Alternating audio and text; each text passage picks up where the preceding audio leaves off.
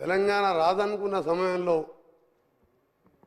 4 కోట్ల మంది ప్రజల ఆకాంక్ష నెరవేరుస్తూ సకల జన సమ్మెతో పాటు అన్ని పార్టీలు కుల మతాలకు అతీతంగా ఈసారి తెలంగాణ కావాలని ముందుగా 99లో మేమందరం 41 మంది ఎమ్మెల్యేలుగా గెలిచి ఆ రోజు రాజశేఖర రెడ్డి గారు ప్రతిపక్ష నాయకుడు ఉంటే చిన్నారెడ్డి గారు ఇంకా ఇంద్రకరణ్ రెడ్డి గారు మేము 41 మంది శాసనసభ్యులం రాజశేఖర రెడ్డి గారు కూడా చెప్పినాం మాకు తెలంగాణ రాష్ట్రం కావాలని చెప్పి అప్పుడు ఢిల్లీకి వెళ్ళి సోనియా గాంధీ గారిని ఒప్పించి కోరితే వారు ప్రణబ్ కుమార్ కమిటీ వేసి తెలంగాణ ప్రాసెస్ అప్పుడు మొదలైన అధ్యక్ష మన తెలంగాణ ప్రాసెస్ అలాంటి స్టార్ట్ చేసుకుంటూ డిసెంబర్ 9 తెలంగాణ ప్రకటన రావడం అదే రోజు మా నాయకురాలు తెలంగాణ పుట్టినరోజు కావడంతో ఈరోజు మా ముఖ్యమంత్రి గారు ప్రవేశపెట్టిన తీర్మానానికి మా సోనియా గాంధీ గారికి తెలంగాణ దేవతకు నా యొక్క శుభాకాంక్షలు తెలియజేసుకుంటూ వారికి మద్దతు ఇస్తూ ఈరోజు చరిత్రలో నిలిచిపోయే రోజు ఇది మన అస్తిత్వానికి ప్రతీకలైన వ్యవసాయం చేసుకునే తల్లిని ఇవాళ తెలంగాణ తల్లి రూపంలో గౌరవించుకునే సందర్భం 4 కోట్ల మంది ప్రజల కోరిక తీరిన రోజు ప్రకటన వచ్చిన రోజు నాకు 4 కోట్ల మందితో నాకు తెలంగాణ అంటే ఎక్కడ లేని అభిమానం అందుకే ఆ రోజు పిల్లలు చనిపోతుంటే ముఖ్యంగా మా నల్గొండ జిల్లా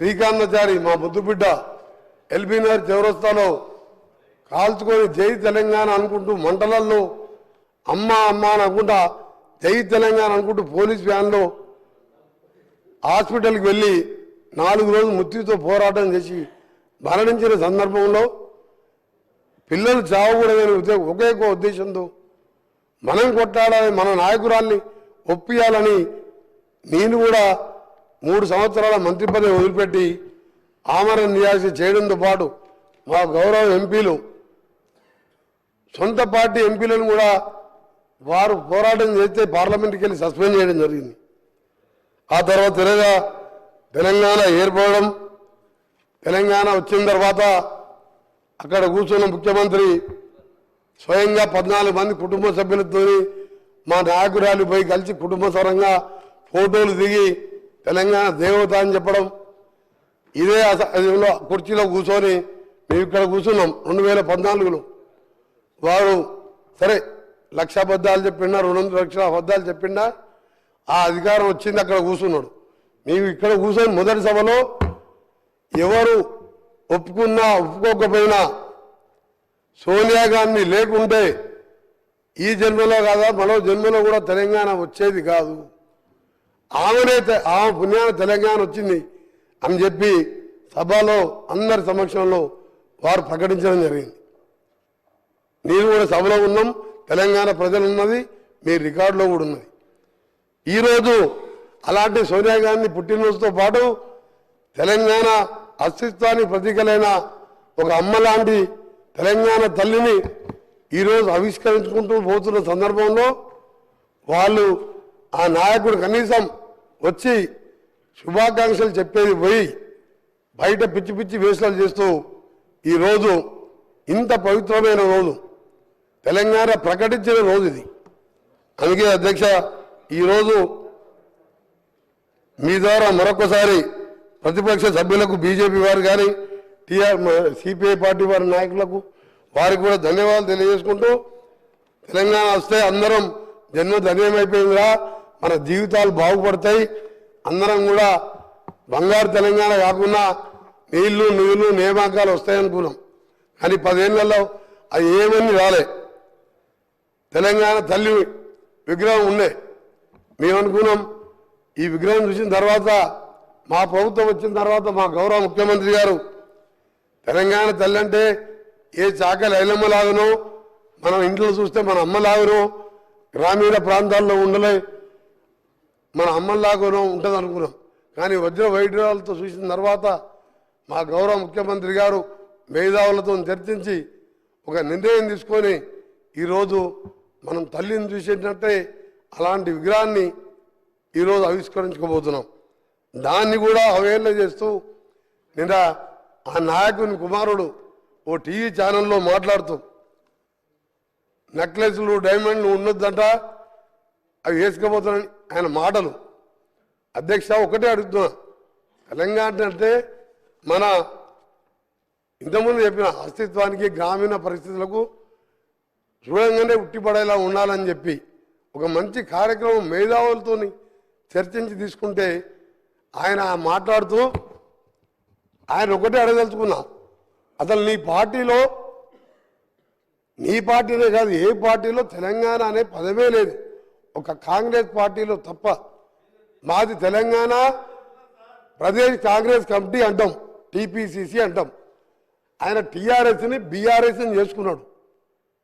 ఇవాళ ఎక్కడో విగ్రహాన్ని తీసుకొచ్చి మేము ఇవాళ ఉట్టిపడేలా విగ్రహాన్ని తెలంగాణ తల్లిని రూపొందించితే నీకు తెలంగాణ గురించి మాట్లాడే హక్కే లేదు. వాళ్ళకు టీని తీసేసి బీ పెట్టుకున్నావు.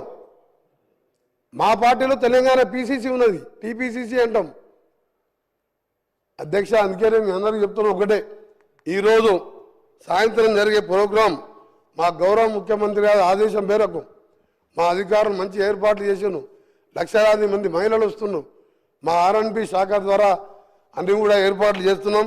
మేమందరినీ కూడా పేరు పేరున మీ అందరికీ సవినయంగా కోరుకుంటూ, కొందరి పదవి పోయిందనో ఏదో రాజ్యం పోయిందనో ఈరోజు వాళ్ళు మాట్లాడే మాటలు నమ్మకుండా తెలంగాణ ప్రజలకు విజ్ఞప్తి చేస్తున్న ఈ సభ ద్వారా మీ ద్వారా స్వచ్ఛందంగా అందరూ తరలి వచ్చి తెలంగాణ తల్లితో పాటు ఈరోజు 10 ఏళ్ల తర్వాత నిజంగా వచ్చిన తెలంగాణ అప్పుడైతే అసలు ప్రజాపాలన తెలంగాణ డిసెంబర్ 7, 2023 వచ్చింది. ప్రజలు స్వేచ్ఛా వాయులు చీల్చుకుంటూ ఇవాళ సెక్రటరియట్లో వేలాది మంది కనబడుతున్నారు. ఒక సంవత్సరం కింద సెక్రటరియట్ల నాలాంటి ఎంపీలకు పాస్ అడిగితే కూడా ఇవ్వలే. ఇవాళ సామాన్యులు వేల మంది తెలంగాణలో తిరుగుతున్నారు. అందుకనే తెలంగాణ తల్లి విగ్రహావిష్కరణకు రావాల్సిందిగా మీ ద్వారా కోరుకుంటూ, ఈరోజు మరొకసారి బీఆర్ఎస్ పార్టీ నాయకులకు మీకు తెలంగాణకి ఎప్పుడో బంధం తెగిపోయింది. మీరు టీ తీసేసి బీ పెట్టుకున్నప్పుడే మీకు విగ్రహం గురించి కానీ దేని గురించి కానీ మాట్లాడే హక్కు లేదు మీకు. అందుకనే మీ నాటకాలు ఆపిపెట్టి గౌరవ ప్రతిపక్ష నాయకుని చెప్తున్నా, అక్కడ కూర్చొనేమో దేవతన్నావు, 14 మంది కుటుంబ సభ్యులపై కాళ్ళు మొక్కొచ్చినావు. నువ్వు లేకుంటే తెలంగాణ వచ్చేదే కాదు తల్లి అన్నావు. ఇవాళ ఏం మార్పు వచ్చింది? ఇచ్చిన రుణం తీసుకోకుంటే కనీసం పుట్టినరోజు కూడా నువ్వు శుభాకాంక్షలు చెప్పలేదంటే తెలంగాణ మర్యాద ఇదేనా? అధ్యక్ష ఊళ్ళల్లో అంటారు తెలంగాణలో, ఇంటికి వచ్చిన వారిని ఇంటికి వచ్చిన వారి మర్యాద చేసి కాళ్ళకి నీళ్ళు ఇచ్చి అన్నం పెట్టి పంపించే మర్యాద తెలంగాణ ప్రజలది. తెలంగాణ ఇచ్చి 10 ఏళ్ళు అనుభవించి కనీసం శుభాకాంక్షలు కూడా చెప్పలేదంటే నీ జ్ఞానం ఎక్కడ పోయింది? 80,000 పుస్తకాలు ఎక్కడ పోయినాయి? మీ పిల్లలకు నేర్పి ఆ పిల్లలు బయట టీషర్ట్లు వేసుకొని రోడ్ల మీద లొల్లి పెడుతున్నంట. అందుకే అధ్యక్ష మీ ద్వారా తెలంగాణ ప్రజలందరికీ మరొకసారి మా ప్రియతమ నాయకురాలు నిజంగా 1100 మంది పిల్లలు తల్లిదండ్రులు ఇప్పటికీ ఆ పిల్లలను చూసి ఏడుస్తుంటారు. కానీ పైన ఉండి వాళ్ళు ఇవాళ తెలంగాణ డిసెంబర్ 23, 7వ తారీఖు నిజమైన తెలంగాణ వచ్చిందని వాళ్ళ ఆత్మ శాంతిని కలగాలని భగవంతుని ప్రార్థిస్తూ మీకు సెలవు తీసుకుని అధ్యక్ష ధన్యవాదాలు.